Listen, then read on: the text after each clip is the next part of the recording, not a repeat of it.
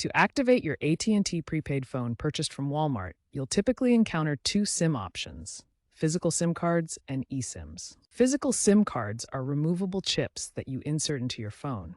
Walmart sells AT&T SIM kits that include a starter plan. eSIMs, on the other hand, are embedded digital SIMs, eliminating the need for a physical card. Modern phones, like the iPhone 15 and later, or Android 2023 models and newer, support eSIM. The activation process requires you to purchase either a physical SIM kit or an eSIM-compatible phone from Walmart, ensuring it's AT&T compatible. For physical SIMs, insert the card. For eSIMs, scan the provided QR code. Then, activate through the My AT&T app or by calling 611.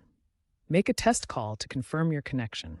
Choose your plan, such as unlimited data or a set amount of data, and set up auto reload for continuous service. Start by purchasing an AT&T compatible phone or SIM kit from Walmart, either in-store or online. Make sure your device supports AT&T's LTE 5G bands. If using a physical SIM, insert it into your phone's SIM slot. For eSIM, scan the QR code provided during purchase. Activate your service using the My AT&T app by calling 611 or visiting an AT&T store or Walmart kiosk. Provide the phone's IMEI and your verification details.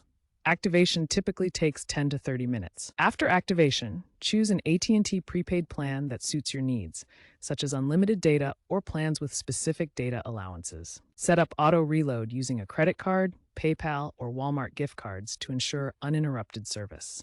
Remember to check AT&T's device compatibility list to confirm your phone will work on their network. The My AT&T app uses end-to-end encryption to protect your data.